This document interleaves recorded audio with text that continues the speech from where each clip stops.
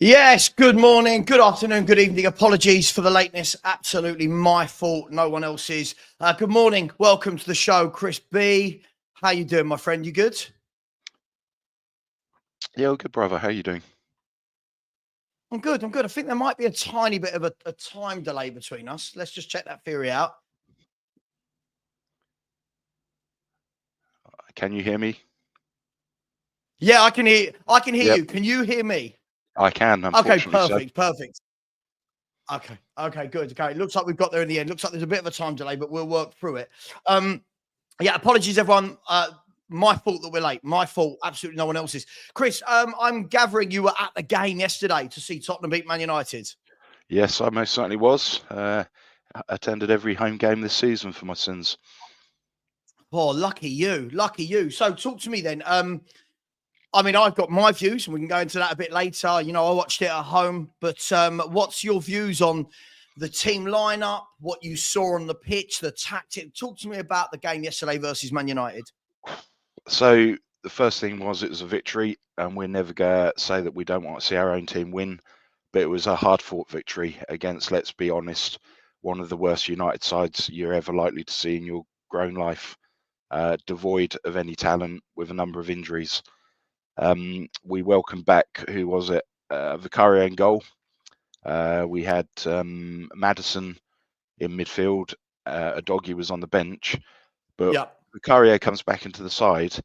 But we continue to do what we've always done, and it really infuriates me. Where you've got Vicario trying to play out from the back, and it was either a sideways pass to Davis, and then Davis would play the ball straight across the edge of the area to the Danso, or it was Danso doing likewise.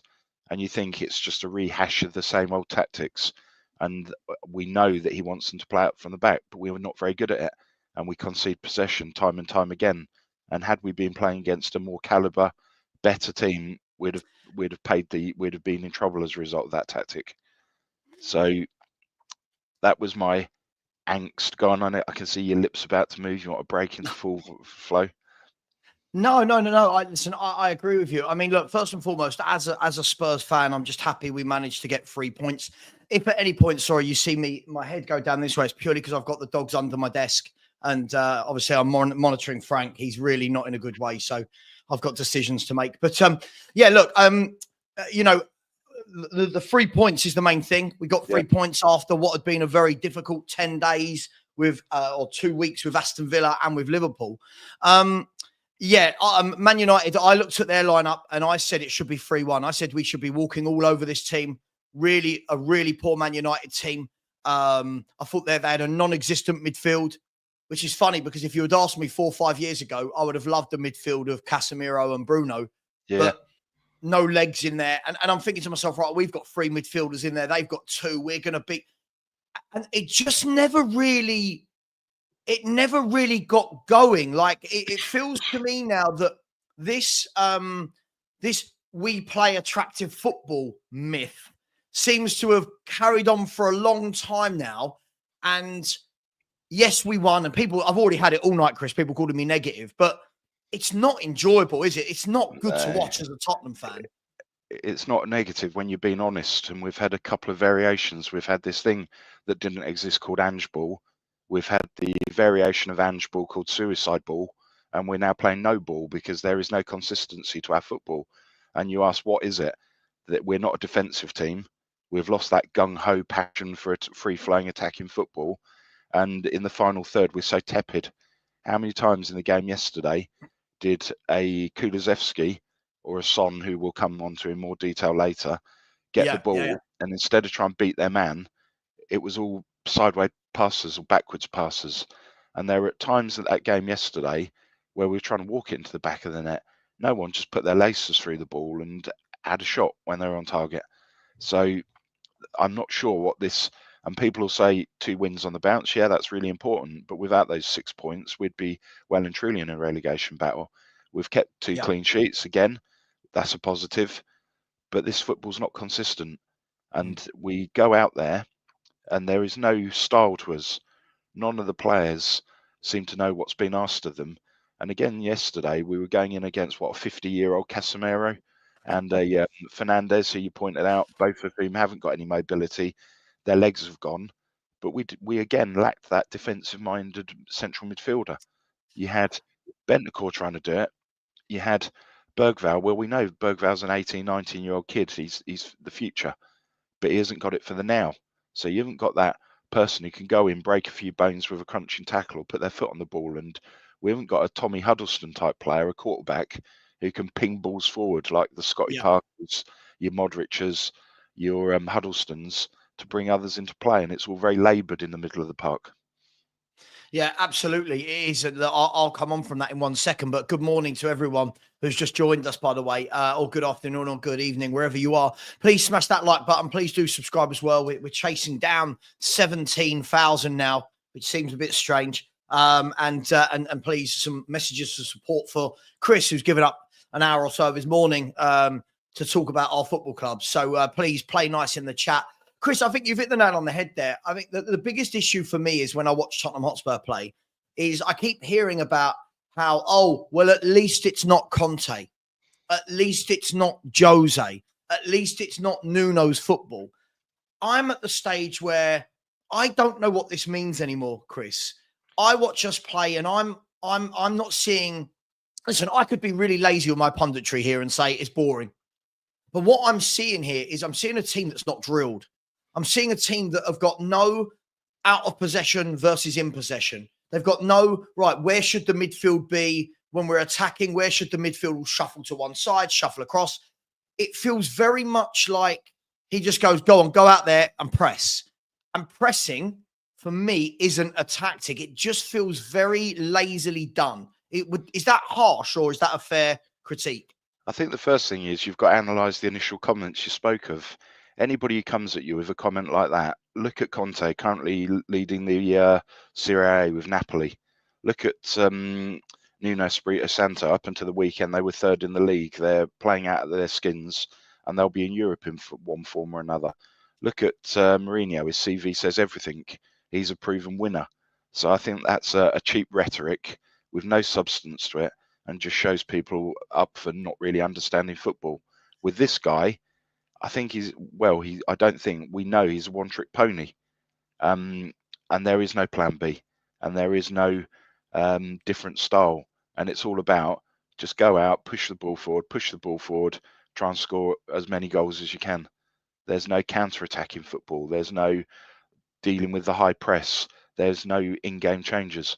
And again, yesterday, you look at the tactical substitutions. Why on earth were we taking off Maddison, who was the goal scorer?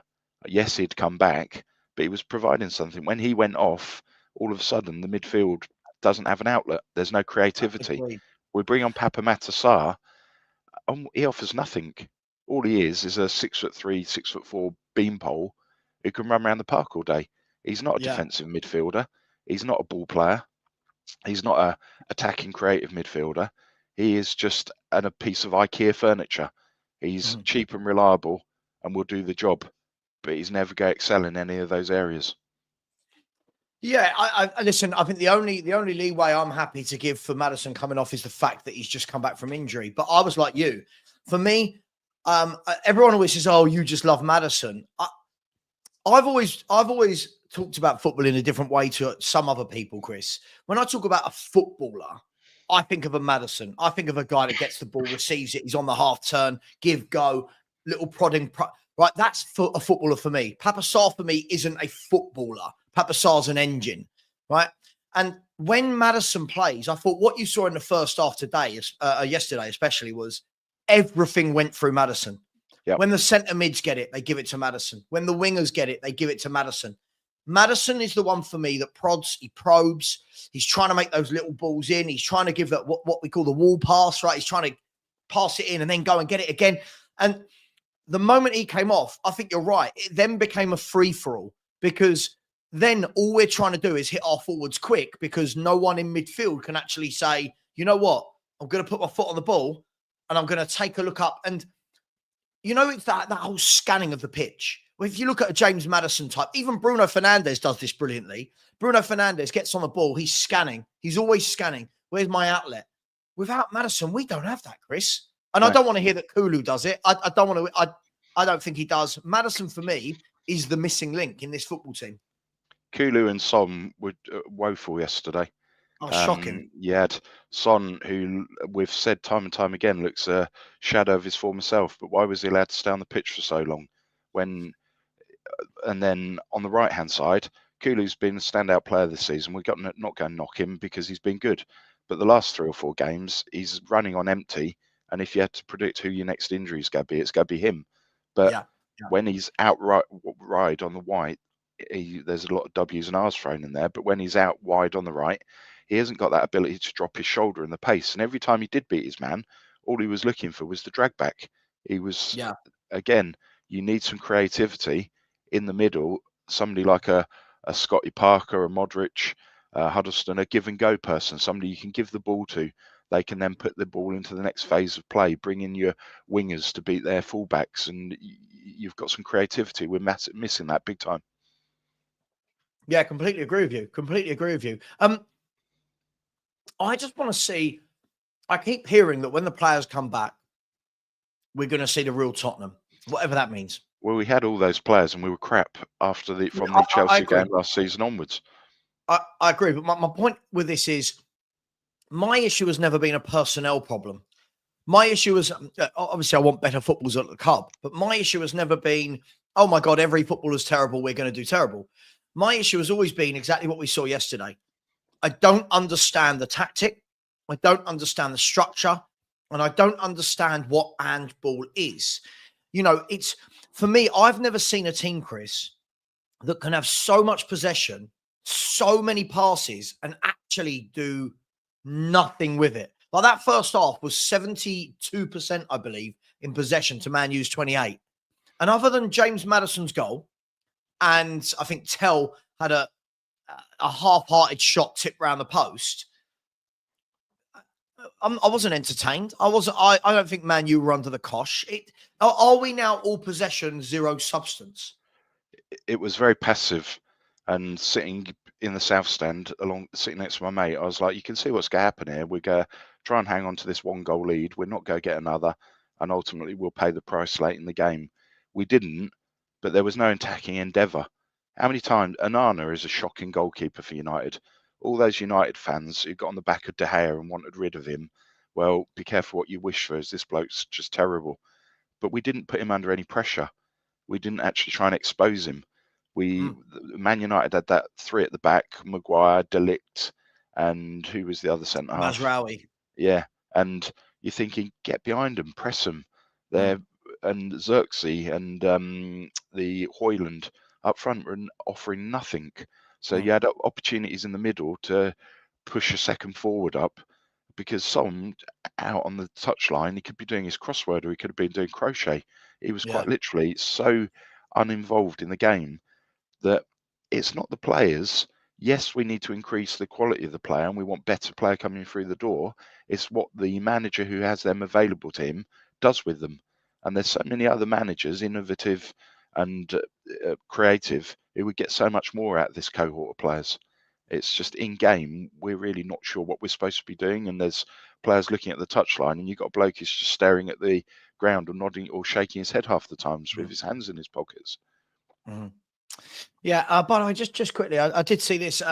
Rob, I completely disagree with you here, mate. When we're saying Pep ruined all of that, no one forced any manager to try and play like Pep Guardiola at all. So I don't agree with this at all. Pep Guardiola plays his style. Everyone else now tries to play it. Can't pin that on Pep. Surely they can invent their own style of football, can't they? I agree with the Maddison part, but I don't understand this whole Pep ruined football. Some of his teams have been the greatest teams the world's ever seen. His Barcelona team was the best team I've ever seen. Man City, the last 4 or 5 years have been absolutely outstanding. So, sorry, I just don't believe we can put all of this on Pep Guardiola, my man. Sorry. I don't know, Chris, if you've got anything you want to add to that. I just thought it was interesting to. Look, Pep was a big disciple of Bielsa. They've both brought attractive free-flowing football, but Pep is his own man, and he will continue to evolve. When he stepped out of the game previously, he's been over and studied in America, been over and done it in Spain, Germany, and England. So this is a guy who is continually evolving. Whereas it may be said our guy isn't, he's going backwards because it's that one way or no way at all.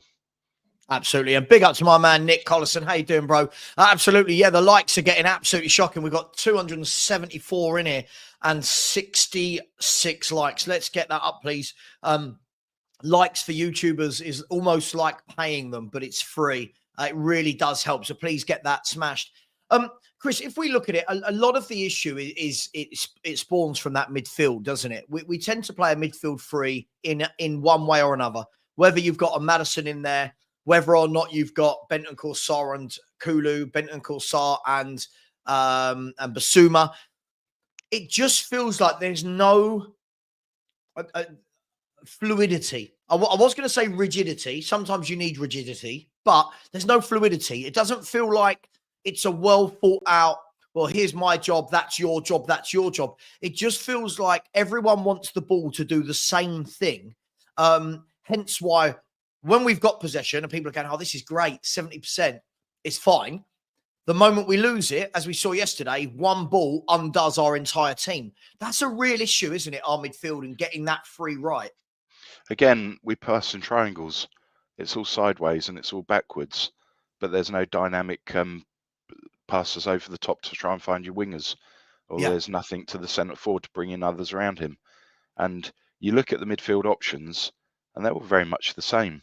You look at Bentancur, good player, not a great player, doesn't get in a great team. He's very average in my opinion. But what does he actually, what is he? Is he a defensive midfielder? No. Is he attacking midfielder? No. Is he just a midfielder who's quite pretty on the eye from time to time and just gets through a game? Bergvall, what is he actually supposed to be? And then you bring on Basuma, the bloke's brain dead. He concedes possession 9 times out of 10.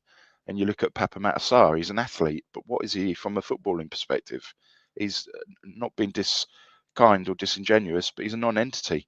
He's not a ball carrier. He's not a Makalele. He's so not this question, Chris. Yeah. So this question is Spurs Steelers. Yeah, it's a really good point, Chris, with Bentancur. Like, I keep hearing, and I think we've got into this notion, Chris, that the excuse for every player is always, oh, but before an injury, they were great. Well, there's players that have had big injuries come back and they're fine. You look at Virgil van Dijk at Liverpool. Yeah, he had a terrible injury. You look at De Bruyne. How many injuries has that man had? And look at the career he's had. It seems to me now that this seems to be not the Spurs Steelers. Big up to you, my friend. This seems to be the excuse for Bentancur, but I've always had the same opinion, Chris. I think he's nice on the ball at times, like you said. I think every now and then you go, okay, he looks silky, but what is he? Like, what's his function in a football team? Because I just don't see anything that makes all these people. And the reason I bring this up, Chris, is because I heard, wait till Bentancur's back. Right, Bentancur's back. The midfield hasn't changed. Wait till Maddison's back. Cool. Wait till Solanke's back. Wait till Van de Ven. Wait till Romero, Adogi, Johnson. I feel like we keep using this. Wait till so-and-so's back. Nothing changes. What am I waiting for, Chris, is the question I suppose I'm asking. A new manager. Yeah. I mean, I am, but do you see what I mean? I keep hearing. Look at the 11 we had compared to Man United yesterday, right? We should have dominated that game from start to finish in terms of there's no way they should have had that many clear-cut chances against us. But we should have controlled the game. We didn't, but the narrative coming out of the game from people like Ange and the players will say it is, oh, it's been a really tough few months. We played every 3 or 4 days. But it's like, yeah, but you haven't played for a week and then put in that performance. So are we a team full of excuses now from manager, owners, fans, players? Are we just a team full of excuses? We are the ultimate apologists, and we also like to detract the attention from the obvious to get us out of the hole that we're getting ourselves into. And it's been that the players aren't well drilled, they aren't coached. There's not a single player that's improved over the last 18 months under Ange's tenureship. If anything, those players have gone backwards. Yeah. And we haven't actually got a brand behind us. We don't know what we want to be. And you've got the midfield, the heartbeat of that team is the spine. So any title winning team always starts with a good goalkeeper, we've got 2 questionable keepers. You've got a strong pair of centre-backs. We've got options, but are any of our pairings absolutely outstanding? And then any championship winning side has always had a strong central midfielder. Man City, Rodri, back in the day at United, Roy Keane, Yeah.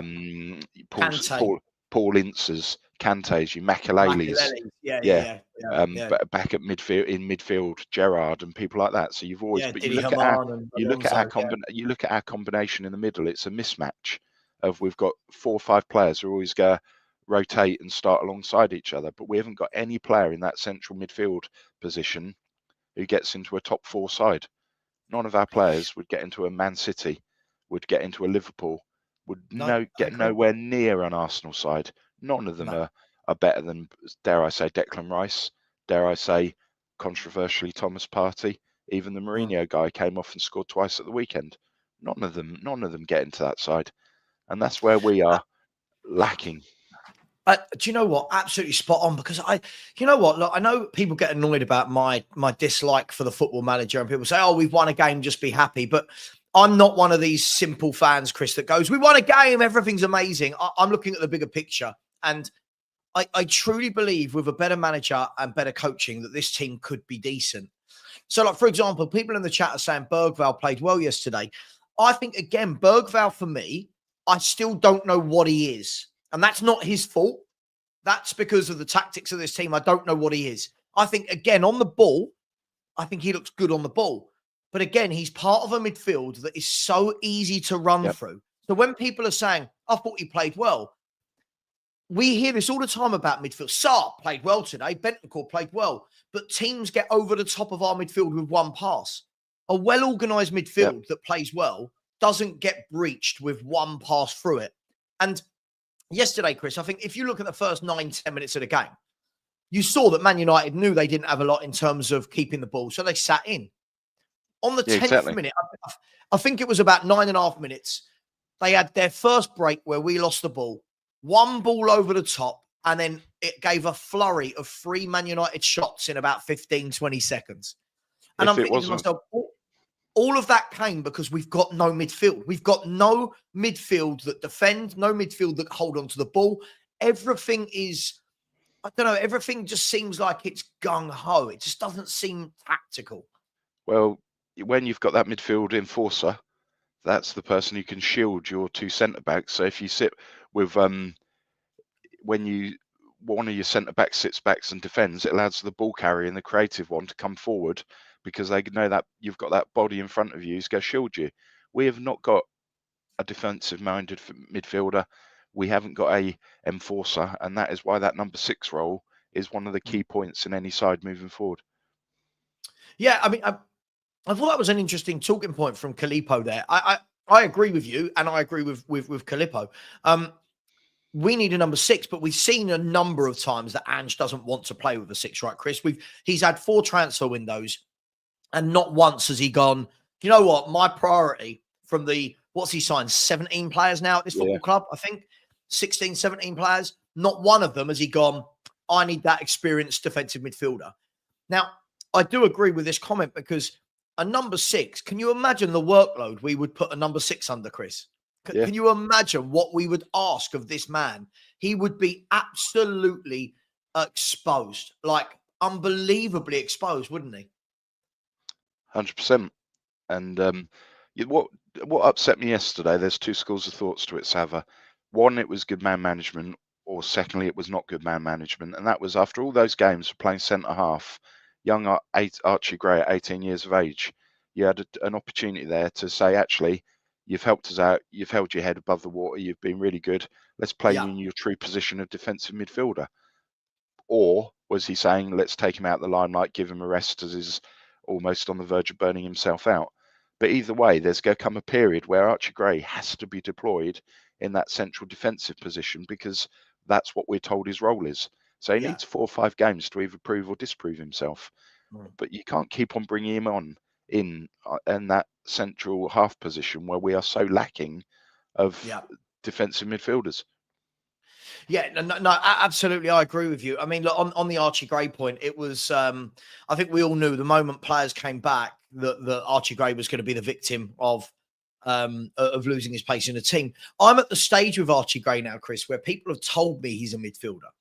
Like, I'm now at the stage where I don't believe you, not in a horrible way. I don't believe you. I don't believe anyone that's telling me he's a midfielder, because he hasn't played midfield for over a year for Leeds or Tottenham. Now, it begs the question, what's he been bought for? Because let's say we put him in the team now, Chris, and people want to see Bergvall. Can you really have a midfield where you've got Bergvall and Gray, both as quite lightweight 18-year-olds? For me, that would be run through for fun. It's what I've said before. They need a Victor Wanyama type, or you're never going to find him as a Dembele again. But you need, or a Scotty Parker. You need somebody who can hold their hand through games and they can learn from, and they can be constantly talking through the match with them. Like, we knock him, but he is a good servant for the club. Ben Davis and Archie Gray was very vocal in recent weeks about, in one of the games, how Ben Davis was coaching him throughout the 90 minutes, talking to him non-stop, telling him where he needed to be, what he needed to do. We need the same in that central midfield position for these youngsters. That's how they evolve and develop as footballers. Mm-hmm. No, I completely agree with you. Jason, just quickly, mate, I mean, if you don't think James Maddison should be in our best 11, I truly worry about this opinion. But big up to you. Thank you for putting the comment in. But this is our top goal contributor this season in the Premier League, and has played much less minutes than the other players in and around him with goals and assists. I genuinely don't understand what we want. He's got 13 goal contributions, and he's only started 17 Premier League games. I'm not sure what it is that people want. If we're going to say you want him to do it consistently, please, Jason, name me a single footballer at Tottenham that is consistent. Name me one. Just one player that's consistent at Tottenham, and we'll have a conversation. But listen, we can't even agree, Chris, that our only playmaker should be in our 11. That's where we are as a football club right now. We can't even all agree on that. Matt, I think that's the problem, mate. We don't play over number 6, and yes, we would need to change our tactics. I think that's the point Chris is getting at. I'm not speaking for you, Chris, but isn't that the point, that we do need to change the tactics and adopt a number 6? No. Yeah, 100%. It's key to that strong spine that I outlined earlier. Yeah. No, absolutely. Yeah. Absolutely. Yeah. It's interesting. Yeah, look, I mean, you talk about it there. Players like Victor Wanyama, even if you remember when Harry came in, one of the first signings he made was a Wilson Palacios from Wigan. And Palacios wasn't the greatest footballer in terms of technical ability, but what he did was just give that steal to Harry Redknapp's midfield. And I always felt, Wilson will snuff that out. Do you know what I mean? Like, he was same way I did with Dembele, with Wanyama, with Scotty Parker. You think, they're going to snuff that out. Now I feel we've got a lot of dainty midfielders. Does that make sense? I feel like Bergvall's dainty, Sarr's dainty, Bentancur. I don't feel like there's any men in there. I don't feel there's any warriors in there. And when I look at Liverpool, I look at McAllister's a little Rottweiler. You look at McAllister, you look at Gravenberch. These are good engines, but good on the ball. Both like a tackle. Declan Rice, Thomas Partey, both big, powerful men. Rodri, for years at Man City, is a big, powerful player, as well as being a good footballer. I then look at ours and I go, it's all just a bit nice, Chris. It's a bit nice, isn't it? Or you look at Brighton, and they've got that Ayari, the young lad who sits alongside the Cabetta, is it, the lad that people are ranting and raving about? So again, you've got two solid midfield options. Yeah, absolutely. Absolutely. I agree with you, mate. I mean, look, let's move to the back four for the moment. Again, it was a story of two fullbacks for me, and what I mean by that is you saw Jed Spence, I thought, had a fantastic game again. And Pedro Porro, who for the 60th, 70th game in a row, however many games he's played under Angepostecoglou, is just wildly out of position due to what can only be described now, nearly 2 years in, as the tactics. What do you make about Porro, about Spence, and the position of our fullbacks? The position is always going to be the same. They're almost in a different postcode area. They Yeah. are so far forward that it exposes the rest of the team, and it allows the opposition to counter-attack in our fullback berths because there's nobody there. And then that makes the rest of the team have to gallop back at pace. And that's probably why the hamstrings are going, because it's so high tempo.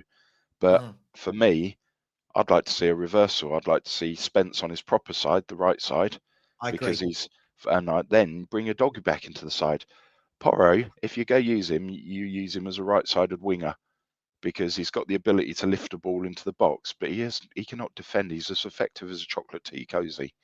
So yesterday, the fullbacks weren't as gung-ho as they have been in recent weeks, but nevertheless, they still are the reason we concede so many goals. And again, it comes down to quality. We haven't got good fullbacks. We haven't got Porro. Is not a defensive-minded player in a million years. You or I could beat him with the ball at our feet. Yeah. And then Spence asked the question: why is it taking him so long to be included in the first team squad? Or why was he that bad, in our coach's opinion, that he didn't even register him for the squad in the Europa League? That he's almost had a Gareth Bale type moment, where he's taken an opportunity, and we're all sitting there now thinking this bloke is head and shoulders over a lot of what we've got. But you're thinking he's the best fullback at the club, isn't he? Jed Spence. He's the best fullback at the football club. 100%. Yeah, without a shadow of doubt. I agree with you. Listen, to give a positive to this, I think he's been brilliant in definitely the last month or two that he's played. And again, it's another one that's played by circumstance, not because the manager actually. I keep seeing people, like somebody came in yesterday to my show and said, credit Ange for reviving Spence's career. And I thought, hang on a minute. Or is it Ange who tried to kill off that Tottenham career? For me, it's Spence reviving Ange's Tottenham career. Yeah. Like this is a man that didn't want to play Spence. And I heard, Udogi's played every minute. Porro's played every minute. Jed Spence has been sitting there for 2 years waiting to play. And who had his hand? Who had his arm around the manager's shoulder when the manager went to have a pop at the away fans, and it all got a bit nasty towards him? It was Spence who went to his rescue to rescue him from the lion's den. Yeah, absolutely. And again, I completely agree with your point, Chris. I really want to see Jed Spence now as a right back. Yep. I really want to see Jed Spence. For me, has got. It's difficult to say because we play a different formation. He's got a touch of the Kyle Walkers about him in terms of when he was a little bit younger. I thought a bit rash, out of position, but then I think the pace and the power is quite similar, and that allowed Kyle Walker to be arguably the best right back in Europe for many years, definitely in the Premier League. I want to see him at the right back. And for me, I don't think there's any reason why we can't see Reggie play at left back or Udogi play at left back or Davis when Van der Ven's fit. I think that would add a little bit more rigidity to, I don't want rigidity so much forwards, but at the back, I do want a bit more rigidity, Chris. And it's a really tough word to keep saying, so I won't say it anymore. Yeah. What do you think? Here's the question. Jed Spence has been brilliant. Udogi's now back training. So I know he was on the bench yesterday, but Anne said he wasn't 100% fit. When 100% fit, are we all thinking that Jed Spence is going to be the casualty? Or does he drop Porro and put Jed Spence there? He'll maintain playing Spence at left back. He won't change it in a million years. What we've found with him in a very short period of time is he's got his favourites, and he'll try and use a round peg in a square hole. He'll try and shoehorn people in as opposed to doing what's right for the team. No, absolutely. For me, I'd be looking at Jed Spence at right back. I'd play Udogi at left back when fit, but then I'd start asking the questions when all three of them are fit and Porro's at a rest. I'd start asking the question of how good are Udogi and Porro? For me, it should be Spence is the nailed on in one of the positions, and then it should be either or Porro or Udogi, because I don't think either of them, I think both of them are good for what I was saying earlier, both are good footballers, Porro and Udogi. Neither are good defenders for me. And that's a huge difference. But Spence deserves, I think the youngsters say flowers now. He deserves his flowers, Chris, as the kids say, or we would say he deserves some praise. But look, I love this. Look, this is what you get. Look, Ange was the manager that took a chance on him. Ange is the manager that didn't play him and didn't include him in his Europa League squad. Then, after leaving him out the Europa League squad, Chris, didn't start him in the Coventry Cup game, then needed Spence to come on and save his bacon in the Coventry Cup game. Isn't it mad how some of these Ange fans just can't wrap their head around truth? It's madness. I've got to say, I would be putting Porro on the same flight as Romero in the summer, and I'd get rid of them both, because Porro, he's been there for too long. He's never going to change. There's a reason that Man City let go of him in the first place, because at the time they worked out there were others that were better around him, and you can do quite well for yourself playing at one of the top two clubs in Portugal. Another example is Marcus Edwards. We heard all that.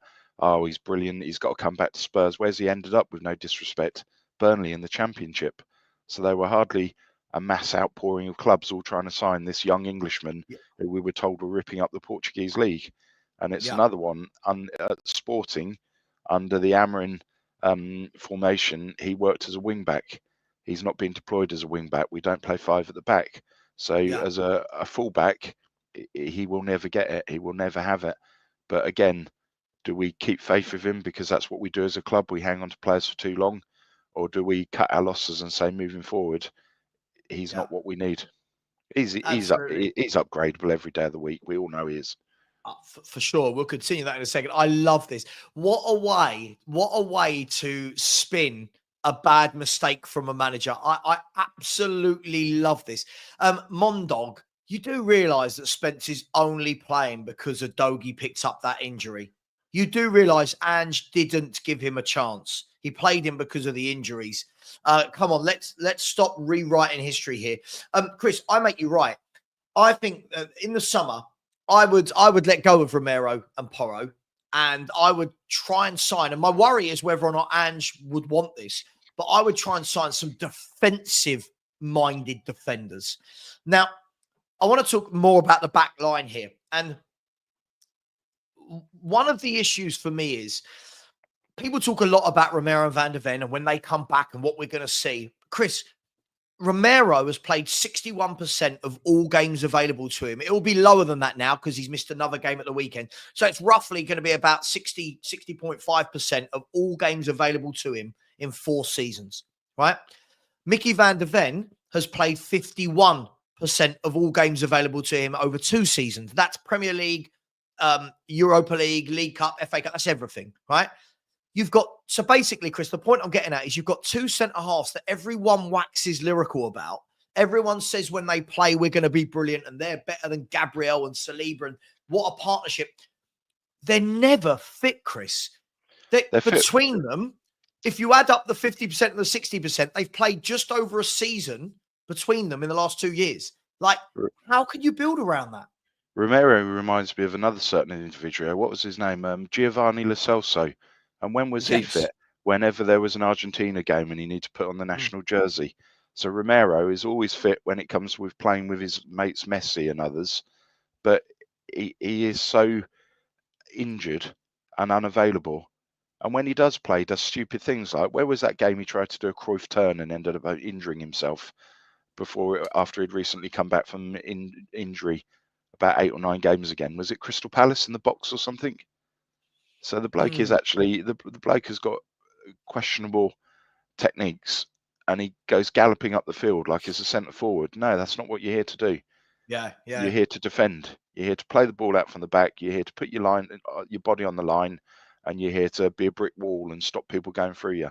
So somebody offers me 60 to 80 million, I'll peddle him to Madrid myself because I think he is one that needs to go, and there are better defenders. Like Danso, he's not a star player, but he was as good as Romero yesterday, and you couldn't fault him for anything. He was happy to get the ball. He was happy to come out the box, and he's a physical presence. So we need... Do you know what some might say, Chris? Danso plays like a centre-back. Yeah, 100%. Yeah. Do you know what I mean? He does the centre-back. Listen, I've always said the same thing with Danso. I don't look at Danso and go, wow. But I don't also look at Danso and go, I worry. For me, Danso is a solid Premier League centre-back that gets on with his job, reads the game, puts his head on everything, defends. I'm not saying per se he's better than Romero, but I bet you he's more reliable. Yeah. And availability and reliability for me are the best abilities. Well, when Leicester won the league and they had Evans at the back as a centre back, nobody was waxing lyrical about what a great player he was, but he was effective. He put his head on the ball. He was there to marshal the back line. That's what we need. We need players who do what it says on the label. And for me, Danso's not done wrong in the 3 or 4 appearances he's made. And watching him yesterday, I thought this looks quite encouraging. He's a man who wants to defend. Yeah. No, I completely agree. For me, this is going to be the difficulty, right? If you look where a lot of our clean sheets are actually coming from, they're coming from when Van de Ven and Romero don't play. Now, I'm not trying to belittle those two as centre halves, but this narrative that when they come back, we're great, I don't think the issue has been centre half. I know that sounds mad because we lose a lot of games. I do not think the issue in this tactic has been centre halves. I think Davis, whilst not an amazing centre half, Chris, does a job. He gets on with it, doesn't make all these silly mistakes, gives his all, always in the right position, and defends. Danso the same. We've Right? given Davis loads of earache, you and I both included. Yeah, And sure. he's been there 10 or 11 seasons, and there's no criticising him as a model pro. He does what it says on the label. And yes, he should have been moved on. He hasn't, but he's a trusted pair of hands, isn't he? And it's like when we were really, really bad, but our best defensive partnership was Emerson Royal and Davis, where they played as centre halves together, and we were losing less games with them than when we had Romero and Van de Ven together. So you're absolutely right in respect to what you're saying. Yeah. For me, I just think I think we need a lot of revamp everywhere. And the real worry for me, Chris, is I think, was it you who sent me a message the other day? I think you sent me a WhatsApp message where this picture said one of the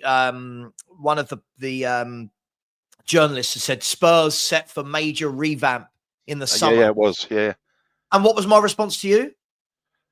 Well, yeah, we hear that every year, but every year we never have a revamp or a semi-revamp. It's just meaningless words. We've never had a squad refresh. It's never happened.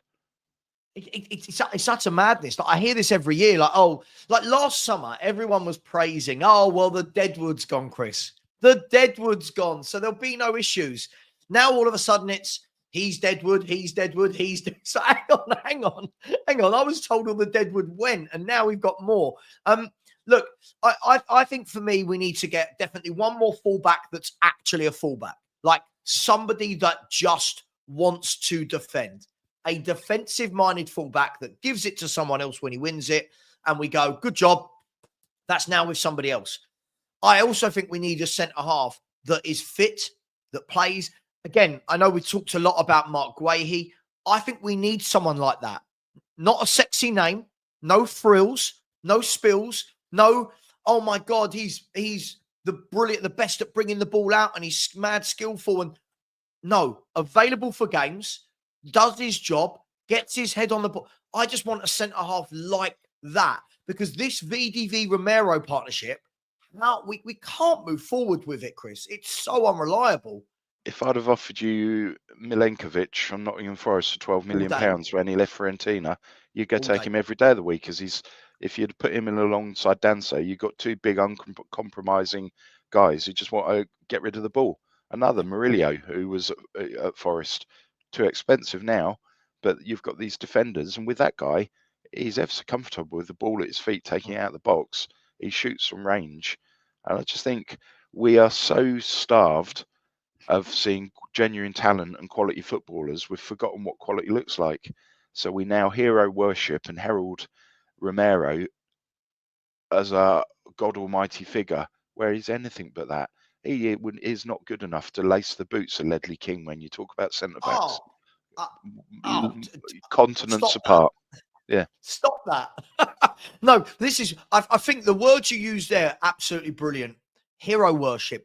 We seem to hero worship every player when they have a decent game.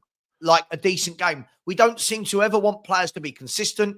We don't seem to want consistent from manager. By the way, I completely agree with you, Daniel Griffiths. Ruben Amorim, if he was at Spurs, has the players that he needs to play the way he wants to play at Man United.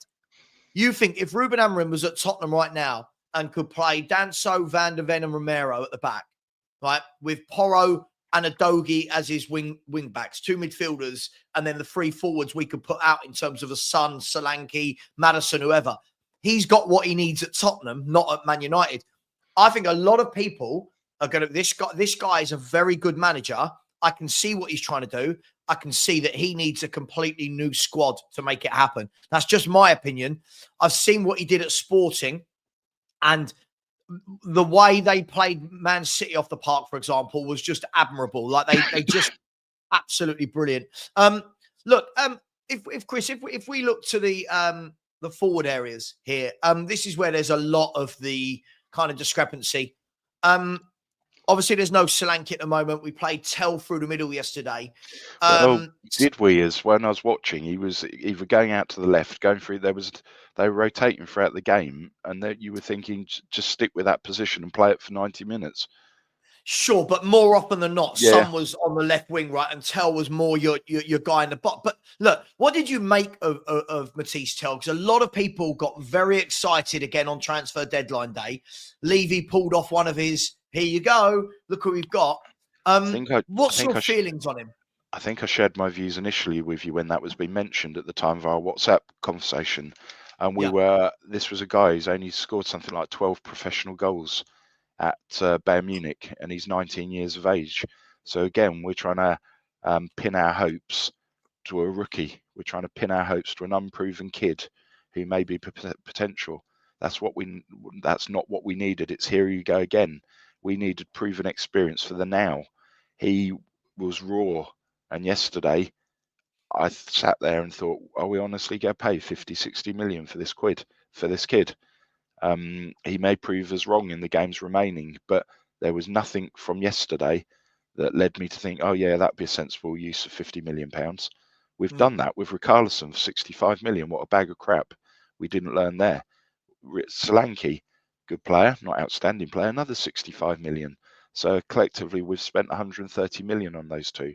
Are we prepared to make that 180, 190 million by signing this kid for what's suggested as the asking price? There is so much better out there available, and there's so much better out there available now that we really need to be a lot more savvy in our incoming transfers and our recruitment. Yeah, absolutely. Big up to little Matty K. Hope you're well, my friends, and good luck with your channel. And by the way, Matt, this isn't true. Brighton have had way more injuries than Tottenham Hotspur, so this isn't factually true. I know. Isn't it interesting? Actually, I'll come to that in a minute. Look, I agree with you. We had this chat when we talked about Tell, and I said, look, a lot of people are going to get really hyped up because they've seen a few videos of him beating men, running past them. But my question at the time was, it's not about Tell. I want to make sure this is really clear, Chris. This isn't about Tell. I'm not having a dig at him. My question is, this is Tottenham that have gone out and decided that we needed some more reinforcements in the forward areas, but then decided that reinforcement was going to be a 19-year-old that's not really done anything in his career.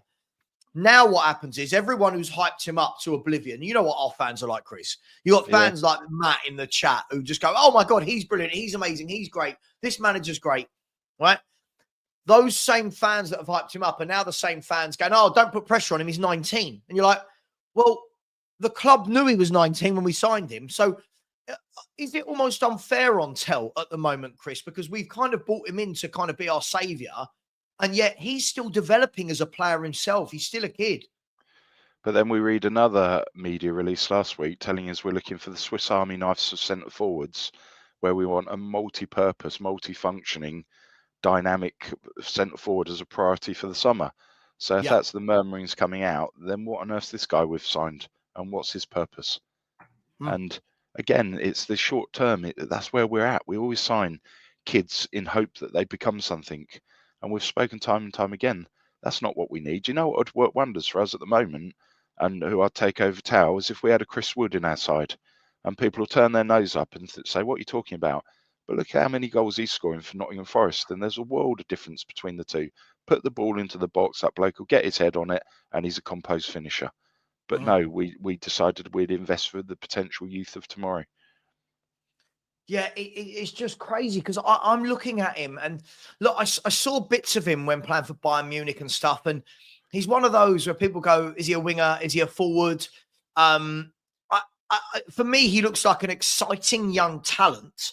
But the problem with all exciting young talents, Chris, is they're young talents. They're not talent. It's not like if you went and bought Kvaratskhelia, right, who's just gone to PSG, you turn around and go, that's not an exciting young player.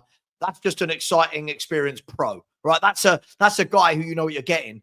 We've gone out and bought a 19-year-old, and then people are going, oh, but give him a chance.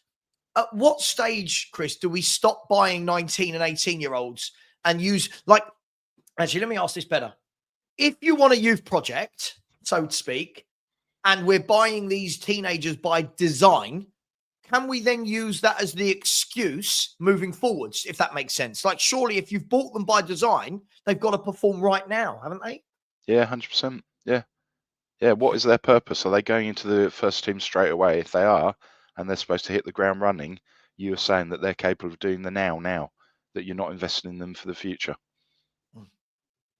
Yeah, Billy, I'm gonna get rid of you now. I've realised for the last, I've tried to give you the benefit of the doubt this last week. I've seen you in here a lot, and I've realised that I could say it's Monday. You'll find a way to tell me it's not. I literally could agree with you, and you'd change your stance. Every single comment I say, you've got an issue with, mate. Just go and watch another YouTuber. Yeah, I haven't got an agenda. I just want good managers.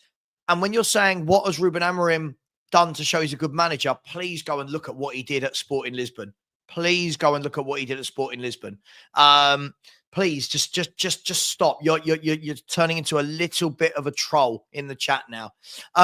Chris, Son. We've got to. You kind of brought this up right in your first sentence of the show. Heung-min's son. It's getting to the stage now. Great player in his day. Sorry?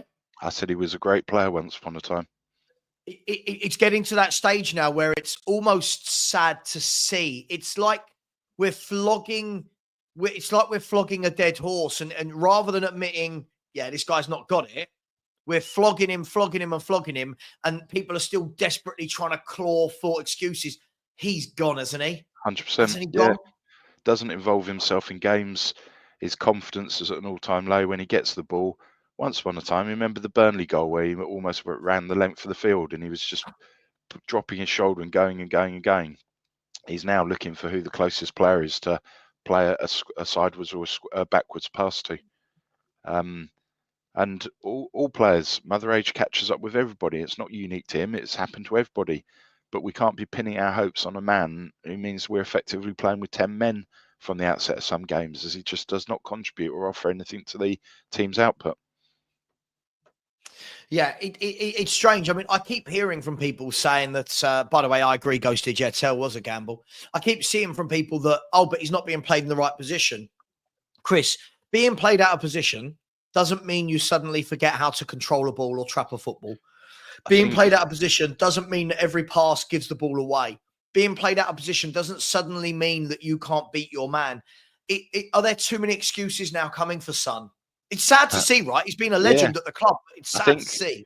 I think Son looked good when Kane played with him because Kane had the ability to make anybody look good and could drop deep and ping the passes into you and had that telepathic relationship. But now Son's not surrounded by as good a player. Expectation of him is more, yet his legs are slowing down and he's not being brave. He's not daring. He's going for the safe option and he's not the player we once knew. It's as simple as that. Yeah, it's real sad to see, Chris. It really, and I'll let you go in the next 5 minutes. I know you need to jump off, but by 10 past, is that all right? Does that work for you? Yeah, 10 past, dead on the money. Cool. Yeah. I'll still go for a few minutes after that, people. Look, I think the difficult thing for me is, look, there are positives. We have now won 2 Premier League games in a row. I think that's slightly tarnished by the fact that the 2 games sandwiched in between saw us knocked out of both cups without a whimper. I think if we had gone to Liverpool and gone to Villa Park and put up a really good fight, I don't think there'd be as much heat. But we went to both cups. I was told by people in the chat like Reezy, like Matt, like the Billies, you're going to look stupid, Savva, when we win the League Cup and FA Cup. And we went to both those grounds. And it was, I haven't talked to you about this on stream, Chris. it was pathetic, wasn't it? Yeah, Like, but if we're going to be honest. before that, think about how we performed against Tamworth, a non-league club, on a plastic pitch. Oh, That was an embarrassment to the football club. So Coventry City. yeah, and it's again that all of our attacking options, none of them are great. None of them walk into like yesterday. Brought on Brennan Johnson, no different to any other game I've seen Brennan Johnson play. And Mm. the only one he came on, and I thought, well, actually, he's taken 2 take-ons and beaten his opponent twice, was Wilson Odobert. And then you're thinking, well, why didn't you throw him on at 70 minutes to see what he could do, as Yeah. opposed to those last-minute substitutions, killers, and they don't make any sense. But Yeah. you look at, well, we've spoken about him time and time again, but Richarlison needs to be on the first plane back to Rio de Janeiro or Qatar or wherever it is. You look at Timo Werner, complete waste of a signing. He needs to be gone. You look at Johnson, lightweight, a boy in a man's world. Has he progressed? No, he scores a few goals, but they're usually back post tap-ins. You look at Solanke, the jury's out. He's a decent player, not a great player. You look at what we've got in the final third, and again, you think about when we had your Berbatov, your Dimitar Berbatovs, you had your Robbie Keanes, you had your Jermaine Defoe's, you had your Harry Kanes. We had, going back before that, your Gordon Juries, we had your Paul Walsh's, your Gary Linekers. We had proven goal scorers. Since Kane went, we've never replaced that goal scorer. Now we've got a mismatch of what are they actually. We're trying to make good with inferior product and substandard tools. Yeah, no, I completely agree with you. We're going to get to Kulu in a minute as well, by the way. Just quickly, when Alfred said, why do you dislike? I don't dislike him. I just don't think he's the player that many of our fans cracked him up to be. At the beginning of this season, we had fans saying he gets into any midfield in the league. He's the best midfielder in the Premier League. I've just never, ever seen it. We'll get to Kulu in a minute. I don't want to talk. I will get to him in a minute, but I think people have got to, in football conversations, I think people need to change the emotional word, Chris. I don't hate Ange. I hate his management. I don't hate Ange. I hate Ange. I'd love to go for a curry with Ange and have a conversation with him, right? But I don't you're like him entitled. You're entitled to question his methods. Of course. And you're entitled. That's part of life. And you've got to push back, and you've got to challenge people, and you've got to ask, well, why are you doing this, or why aren't you doing that, or this observation sees you do this, it's not working. And that's the problem with Ange. If you call him out on something, he gets very prickly and gets very defensive about that. Yeah. No, absolutely. I mean, look, just to finish off the Sun piece, it's almost like we triggered the 1-year contract extension almost, I'm Commercially. hoping to sell him this summer, no? Safeguarding an asset so we can get 5 or 6 million quid that otherwise we would never have got. From what I hear, he doesn't want to be at the club any longer, and he is openly telling people that he'll be gone in the summer. Superb.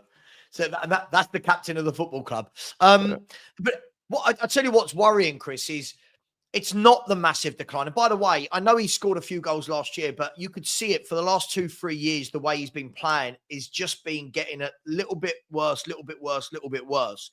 The worrying thing about the decline is that that's the captain. Yeah, that's the captain.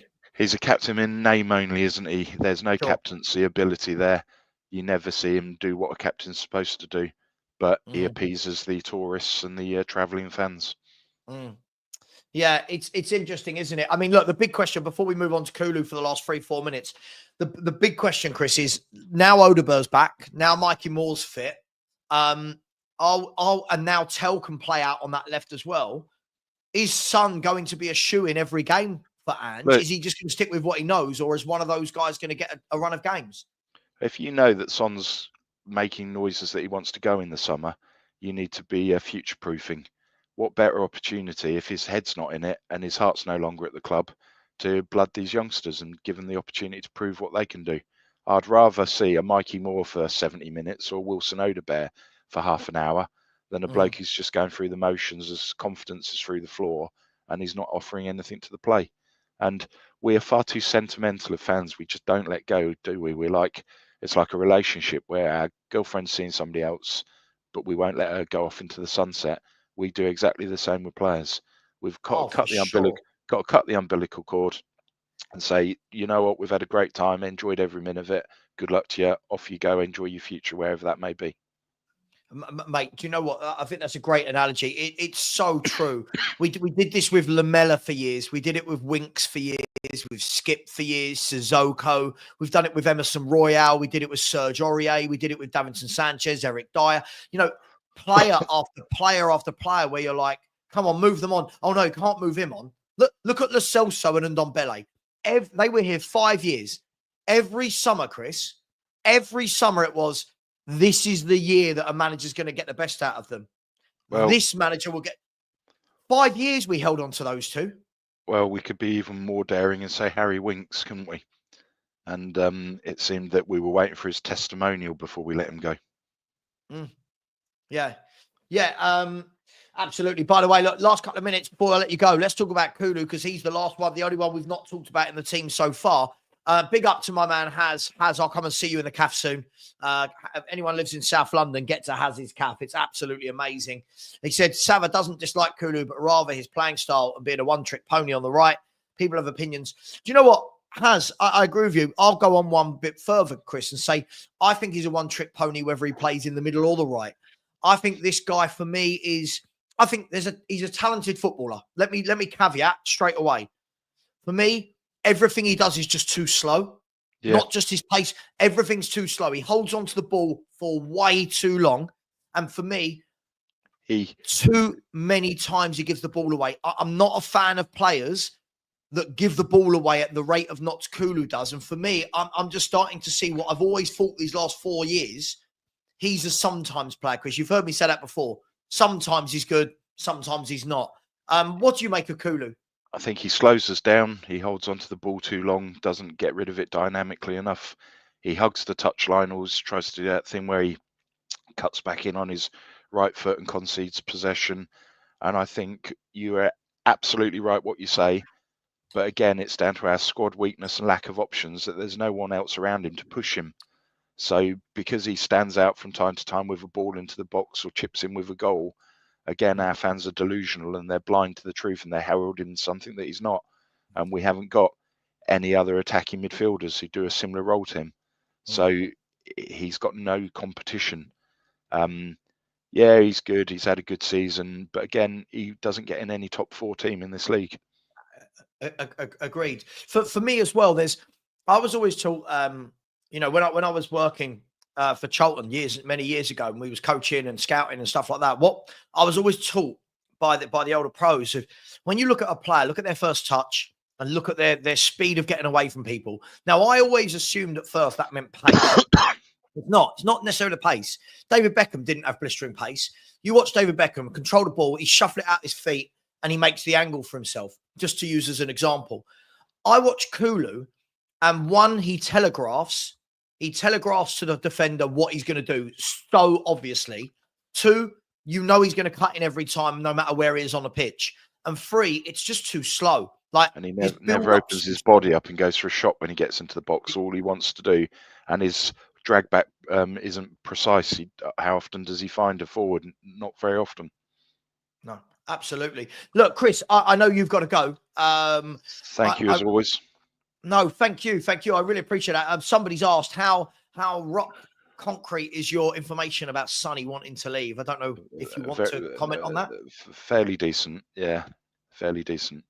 And from myself, Savva, and the girls in the background, those being the Labradors, we wish you and your guys everything moving forward. Yeah. No, thank you very much, and thanks for your love and the support you've given me over Frank. It's been very, very much needed. So thank you very much, mate. And listen, everybody, thank Chris B for us, and smash a like on the show. I'll continue to go for another half an hour or so, and then we'll leave it there. But thank Chris, much love. Cheers, buddy. Keep it real. Enjoy the rest of the day. Take care, all. Bye bye. Bye bye. Right, let's see if we can I'll get to some comments. Okay, I agree. I think the Kulu's passing has been dreadful ever since we've had him. The problem is sometimes with players, they do one good thing in a game and everyone goes, God, he's brilliant. And listen, I like Kulu. I like him. He's okay. I do think that he's at the level he's at. I don't see him. For me, he looks like a player that's going to burn out by the time he's about 28. He just looks like he's got no oomph in him at all. Elliot said if Kulu had pace, he'd be world class. For me, he'd have to stop giving the ball away so much. But yeah, and I agree. Please don't mention Kulu and world class in the same sentence. Big up, Matty. Thank you. Really appreciate that. Thank you very much. Listen, I'll tell you what I'll do. If anyone really did want to come on and have their say, I'll put the link in the chat. You need to have your camera on. But if anyone did want to come on and have their say, have 5 minutes and then bugger off, then it's completely up to you. The link is there. But please have something to say. Please don't come on and expect that I'm just going to start firing questions at you. I want to know what you've got to say.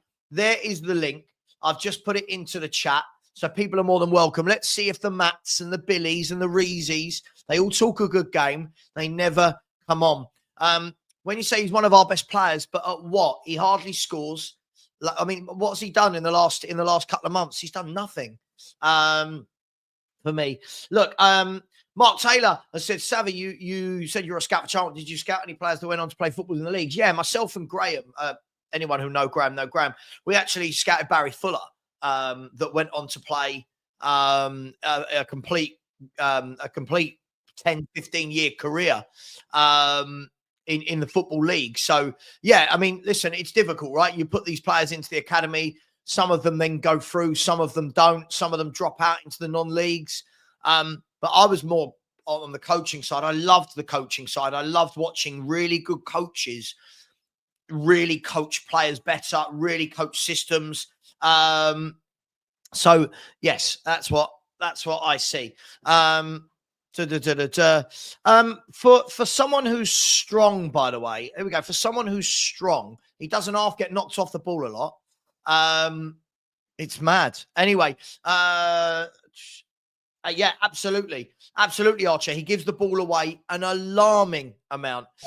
Big up to Corey. Are you driving?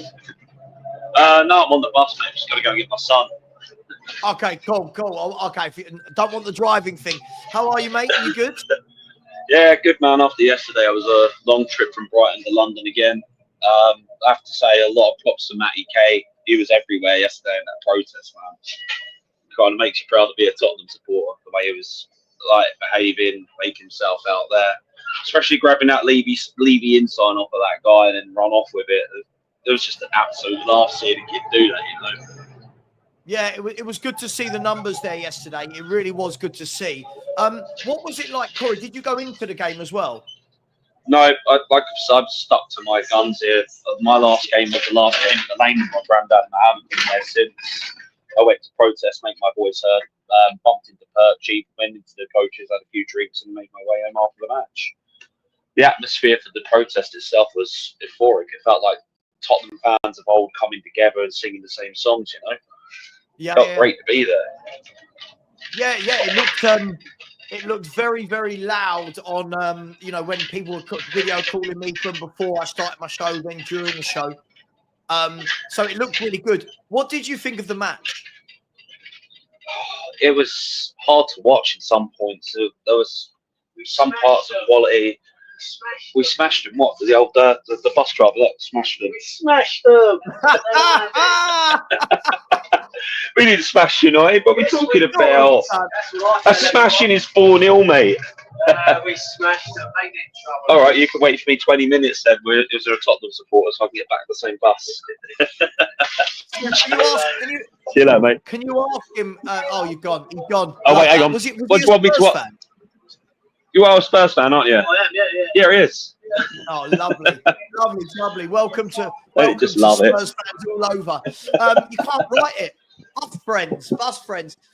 Corey, talk to me about what do you make of this season? Let's change it up a little bit. What do you make of this season in general? Ange, the players, the signing. What do you make of them? Horrid, mate. I told you 18 months ago when I came on to your show 18 months ago about Ange, and I didn't want him then.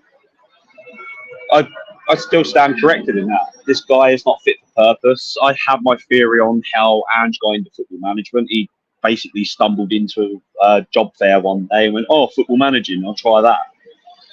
You know, I just think we should go back to teaching cricket. I can't stand the guy. He treats the press like arse when we're losing, and when we're winning, he still treats them like arse, but with a smile on his face. So Yeah, it's just he's craziness, not man. I good with just the can't. media at all, is he? He's I really can't not good take. with the media.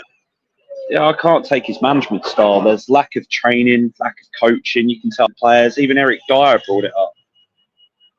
Mm.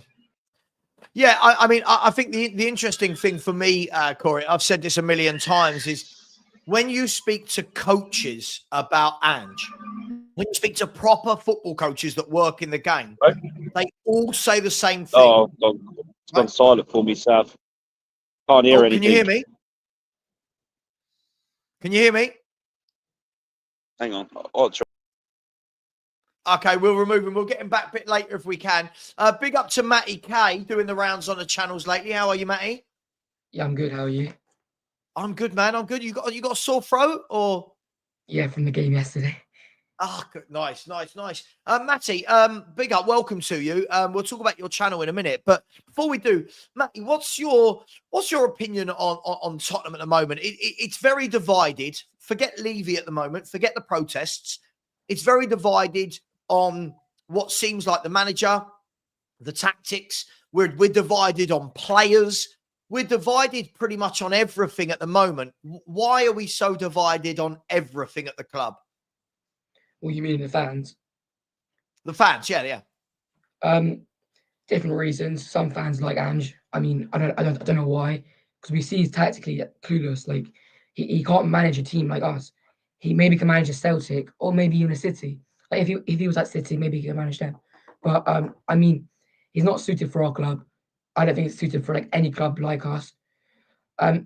This team under Conte would be winning the league. I mean, or this team under maybe even Mourinho. I mean, Conte with his team got fourth, I think, or he got Champions League. So we've seen that he can do that. Our team's a lot better. Why fans are? I mean, maybe it's to do with Levy because like most of the fans sitting around me yesterday in the stadium wanted Levy out, and I was holding a massive I was holding that sign, and then I got like shouted at to put it down by everyone around me. But then at the end, I got loads of people to stay for the sit-in protest. But I mean, it's just about the manager, players, and owners. That's why everyone's split, I think. But when you're actually at the protest, people aren't as split. It's more an issue, I think. You don't get the Mats and Billies at the game. It's interesting, isn't it? I mean, like, you know, even today you've seen me having debates with people about Kulu and Maddison, and we all debate about Solanke and Son. Is this for you? And I know obviously you're a bit younger and you haven't had as much heartache as some of us old people with lines on our heads because we've got old. But do you think a lot of this is down to the fact that Spurs haven't had success for a very long time, that we're all just so confused about what actually needs to happen to make us better? Yeah, I mean, I haven't seen a trophy in my life, and lots of people at the protest haven't, because honestly, the protest yesterday, it was a lot of young people as well. Yeah, I think it is. I mean, we've won one trophy in 24 years, and we're meant to be a big club. It's just a joke, and it's not even like we're fighting. Like we sacked managers before and after finals. The Champions League final was on my birthday, so that was a bad day. I mean, it's just we can see that we're not going to be winning anything under this owner, and we're not going anywhere. Because if we were showing showing ambition, like as owners, and showing we were going somewhere, then maybe. But we literally have proven that we aren't going to be winning anything, and we're just going, and we're a business now. Yeah, it's interesting. I mean, you said so, Matty. If you don't mind me asking, how old are you? 15. 15. Okay, so the last time obviously Spurs won a trophy was 08. I'm guessing you were born in 09, 10? 09. Okay, so I mean, isn't that bad that you know? I mean, this is more talking to the viewers here, that we've got somebody who's 15 years of age and hasn't seen Tottenham Hotspur lift a trophy in 15 years. And if I'm not wrong, I believe that's our worst run for something like 70 or 80 years. I believe that, you know, before that, it was sort of every you know, we were winning trophies. We were never Man City levels, Chelsea levels, United, but we won trophies, and now we're not. And what would it mean to you as a fan, Matty? What would it mean to you, I suppose, when talking with your mates who I'm guessing support Arsenal and Chelsea and Liverpool and United? What would it mean to you to win a trophy and get over the line? I mean, I've never seen a trophy like with England either, so I don't really Welcome know. to the club. Welcome to the club on that one, mate. I've no clue what trophy will feel like, but you hear like older fans talk about it, how they're like at the stadium, how it feels to win a trophy, and you just want to feel that you want to feel that feeling as a fan who goes to every game, even fans like you who don't go to every game, who put so much passion into the club and love the club like so much, and you get nothing back from them. It's just depressing, and it does get depressing because you just want to see a club win, because football's about success at the end of the day, and that's not what we see. Yeah, no, you're right. And listen, as an older fan, I mean, I know there's a lot of older fans than me. Winning a trophy is brilliant. There are people that tell you, oh, it's just a trophy. But when you do win a trophy, the feeling at the stadium, the feeling afterwards around the ground, in the pubs, you know, up and down the streets, when you get on the train, and the feeling in the next game at your stadium, it's just a great feeling to know that your team's gone on and achieved something. And unfortunately, we've not done that since I was, God, what am I now? 42. So I mean, Spurs have not won a trophy since I was 25, 24. And that's really bad, because before that, I mean, I was going to FA Cup finals and League Cups, and do you know what I mean? And now it's nothing. Matty, you are not a fan of Angepostecoglou. I know that. Who do you see? I'm going to ask you this question, then I'm going to move on and let somebody else have a say. Who would be your top 2 or 3 candidates to come in for Ange, and why? So I've been saying, I'll tell you after, but I've been saying whoever the manager comes in, they're not changing for the next 18 months. We get a new manager, in 18 months we'll be in the same position, because under this ownership, as I say all the time, we aren't winning anything. I mean, we can fight for Europe with another manager. And yes, like if we get another manager in, we won't be 14th, 15th. We'll be fighting for Europe. But we just see that it's not going to change, because it's 16 managers, so it's not changing.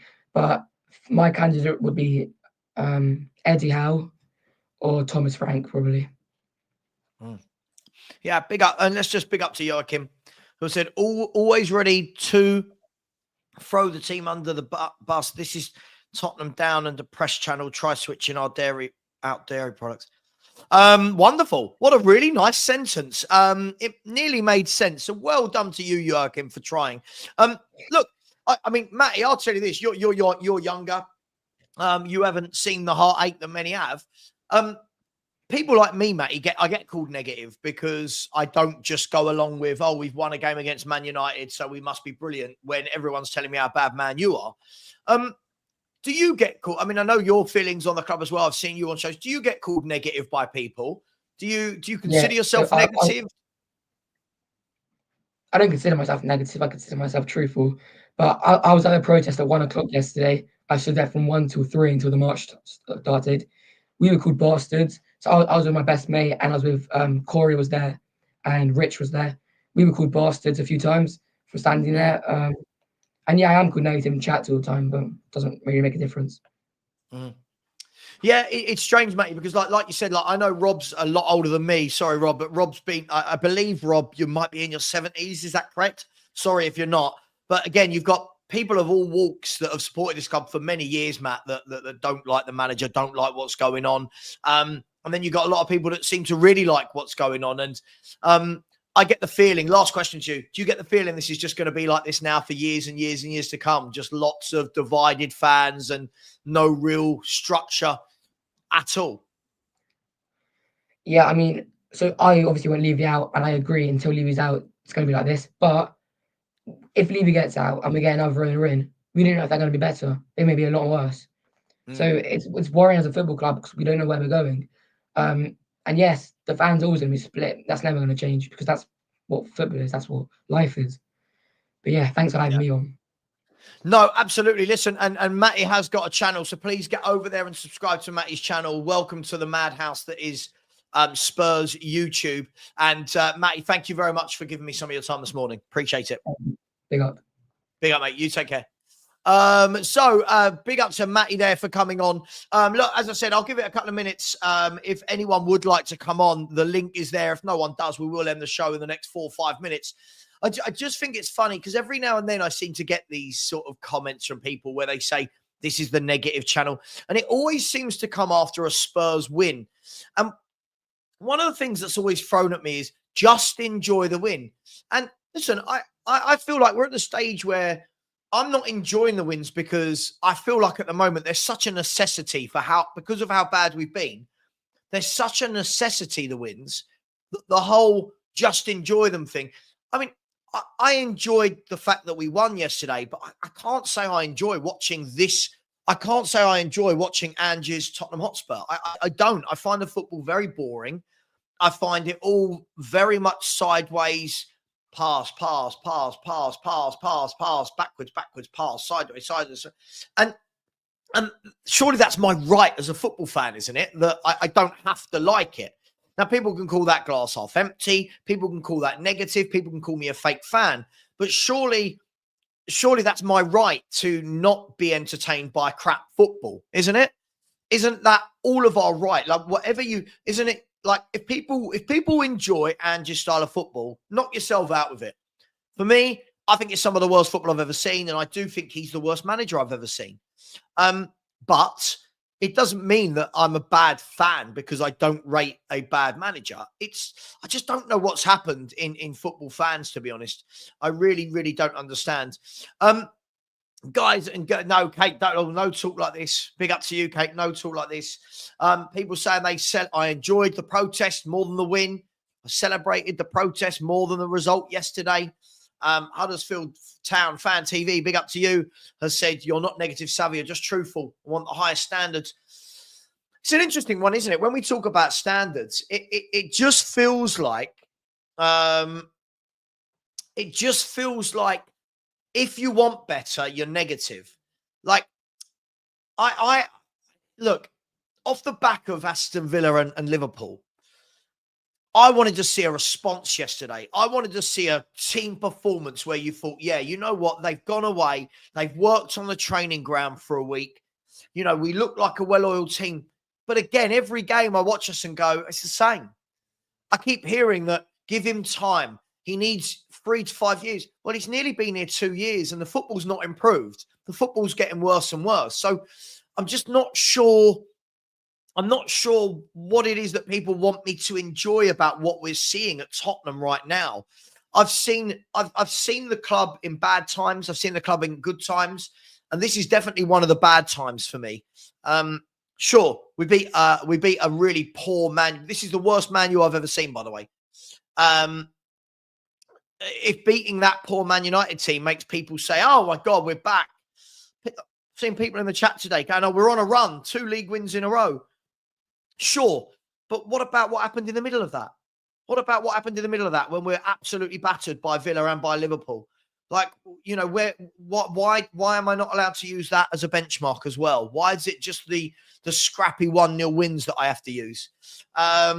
Big up Phil P. He said it's only football opinions. It's nice to be different. We all want the same thing.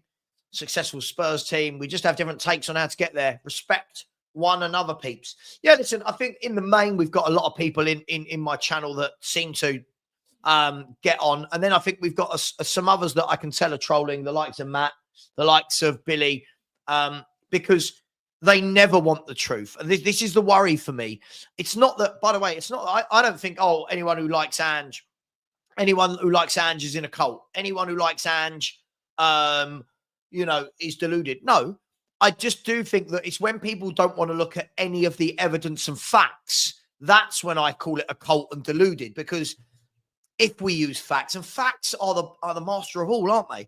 Facts are what you look at and go, right, have we had a good year? Well, the facts show, no, we haven't, right? However, win the Europa League, the facts will show, yeah, we've had a very good year. It's our best year for years, but that's a different story. And facts are everything. If Spurs win the Europa League, I can't sit here and argue that it's been a dreadful season. I can say we've been shit in the league, but overall, we would have won a European trophy. So why doesn't that work the other way around? Why doesn't it work the other way around where we can all say, well, if we don't win the Europa League and we do finish bottom half of the table or ninth or whatever, it's been a crap season. I don't know why we're not allowed to be honest about that.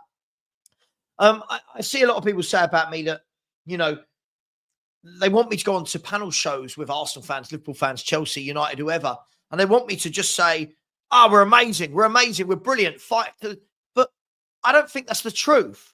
I'm going to go on, and I'm always going to give my truth. I'm always going to give my truth.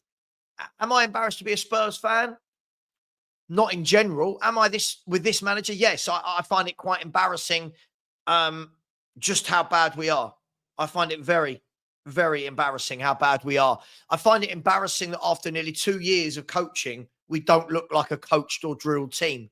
I find it embarrassing that we are bottom half of the Premier League table after 25 games of a season.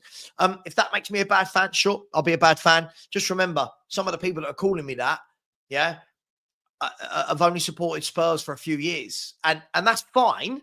I've got nothing against that. I feel like we should welcome people that want to start supporting Spurs.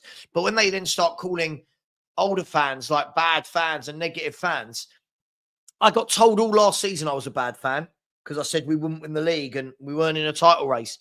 And I said all season we'd finish fifth. We finished fifth. And even then it was, oh, you're a bad fan. You didn't believe. And it's like, what do you mean? I was right because I didn't look at this club and go, oh, my God, this is title winning. While other people were going, we could win the league. And that's the difference. I get it. Hope. Nothing wrong with hope. But I feel with hope needs to become some reality. With hope needs to come honesty. And that's just where I am as a football fan. I've been hurt, like many have. This isn't just me. Thousands and thousands have been hurt by this football club. And I don't think we're going in a positive direction. I'll ask the question. Let me ask everyone in the chat. And by the way, smash the like button, you tight gits. And if anyone hasn't subscribed, please do. We're not even at 200 likes yet, which is really, really bad. Today, we've only had 190 likes. We've had 1 subscriber, no super chat. It's been a tough morning. You're a tough crowd. People call me negative, yet the day we win, tough. Question I'm going to ask all of you. Are Spurs going in a positive direction? Does anyone believe that we are going in a positive direction after nearly 2 years? After nearly 2 years with this manager, can anyone see what the project is, the process, the plan?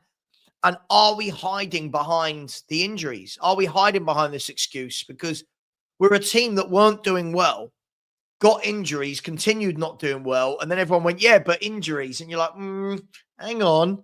Before the injuries, this was our worst start to season for 20 years. So for me, look, what do I want to see? I want to see us coached. That's all I want. Listen, I just want to see us coached. Big up Brad said, I do not understand why our supporter base has become so angry at each other. It's meant to be happy. Yeah, listen, look, I'm not angry with anyone. By the way, as I said in my video the other day, I don't have any beef with any Spurs YouTuber.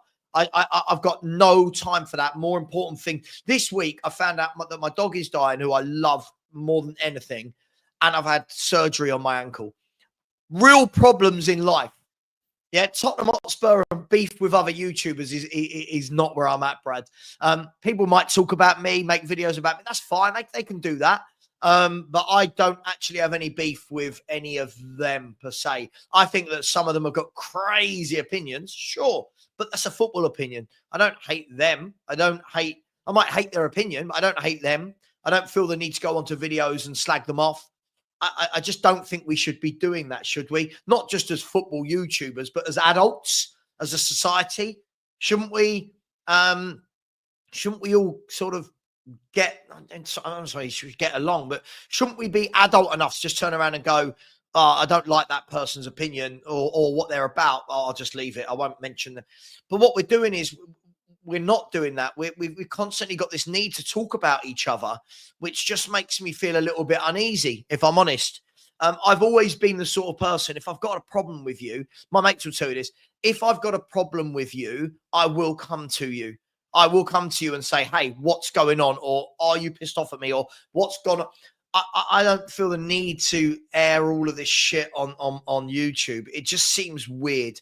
But so to get to your point, Brad, it's right. I don't know why everyone is so angry with each other. I don't know. I don't know why we can't all just be a little bit more conservative. But listen, as I said in my video the other day, I just want a little bit of calm, a little bit of peace, right? I just want, it can't be Spurs lose, they're idiots. Spurs win, they're idiots. You know, blah, blah. It just feels weird. I didn't start my channel, guys. I'll be honest. I didn't start my channel so that I could be at war with other YouTubers. I didn't start my channel so that I could go, oh my God, look, did you see what that channel said? Gutted, they're wrong, or they're right. I'm comfortable enough in my own opinion. I've always said that. I am comfortable enough in my own opinion of Tottenham that I don't need to do this whole berating anybody else thing. I just don't need it. I don't need to do videos where I'm digging at other people, posts where I'm digging at other people. I don't need that. I go by facts. I don't go by feelings. Some people go by feelings, not facts. That's absolutely fine. I've got no problem with that. But guys and girls, I am going to leave it there. I agree with this, though. I do agree with this. Yeah, disappointed after 2 seasons. I'm still seeing bad habits of our senior starter players. It's like they're not being told or coached. This is the biggest thing for me. That's all I've wanted to see is us being coached, improvements. And this is what I've said the whole time for this 2 years. I just want to see like incremental improvements, even if it's slowly going up like that, even if it's slowly, I just want to see improvements. We've not seen that. We've not seen that at all. And that's the biggest thing for me. So when people talk about plans and projects and processes and giving managers time, sure, but you've got to see improvement. I.e., let's use Corey, I'm ending the show, mate. Corey, I'm ending the show. I'm ending the show. End it, Dave. I'm ending the show, mate. Sorry. Much love, Corey. What was I saying? For me, if we use Man United as an example, like Ruben Amorim has just joined Man United. I wouldn't expect within 3 or 4 months that Man United are playing Ruben Amorim's style of football without his players and without having had a summer of coaching, blah, blah, blah. I wouldn't. However, you get to next season, what the Man U fans must demand they see is that. Doesn't have to be winning the league, but that. They must see, right, we're seeing how he plays now. Right, he's brought in 4 or 5 of his own players that play his style of football. For me, that's really, really important that you see an uptick in how teams play. And unfortunately, only my opinion, nothing mad. I don't hate Ange. I just don't rate Ange, right? Is I've not seen any of that in 2 years. I've not seen that we've gone up. I saw a really good new manager bounce for 10 games. And then after that, what I've seen is a manager that doesn't know how to adapt. He doesn't know how to mold. He doesn't know how to tweak. So, yeah, winning games against Man U and Brentford, great. The manner of defeat against Liverpool and Villa told me more. The manner of defeat in those big games, you think that's big games. That's Aston Villa in the FA Cup. You knock them out, a lot of the big clubs have gone. Right? Liverpool in the semi-final of a cup. The manner of those defeats are what showed me that we're not coached. So for me, that's only where I stand, people. It's not a big deal. It's not a big drama. It doesn't need to be clipped and people make a video about, oh my God, what a terrible fan. That's just where I am with it. If I'm wrong over the next few years, I'm wrong, right? Like my uncle always says to me, what's the worst thing about being wrong about a football opinion? He always says, you're wrong about a football opinion. Like, it's not this big drama that everyone needs to make it out to be. So, guys and girls, I'm going to leave it there. Phony Pizza said pretty hard with 10 players out. Phony Pizza, as I said, this is what makes me laugh, is we haven't had 10 players out for 2 years. And, you know, as I said, Bournemouth have had 10 players out, but the way that they're coached and drilled, the team gels together. They all look like they're coming into a functioning system. Having 10 players out doesn't mean you should be wide open throughout the pitch like you normally are. So, again, this excuse has got to stop. We've not got 10 players out right now. Yesterday, we were wide open all the way throughout the pitch. He had all his midfielders available. There was no midfielders missing. The only 3 first-team players that were missing yesterday was Van der Ven, Romero, and Vicario and Solanke. They're the only 3 what you would call first-team starters that were missing yesterday. and look at the gaps throughout midfield and the bad passing. That's nothing to do with Van der Ven, Romero and Solanke. So, look, at the end of the day, it is what it is. As I said, I've seen nearly 2 years of this the same way you lot have. For me, that's a big sample size. I'm going to leave it there. Enjoy your day. I'll be back today at 6 p.m. for the collective, where Roms is going to be joining us as our new Liverpool fans. So it's going to be me, Roms, Kaz from Never a Foul, Charlie from Blue Brother. We're going to have Ant from Forest Fan TV, and we're going to have Hooks from At Halftime Hooks. So we're going to be live at 6 p.m. Lots of things to debate this weekend. Man United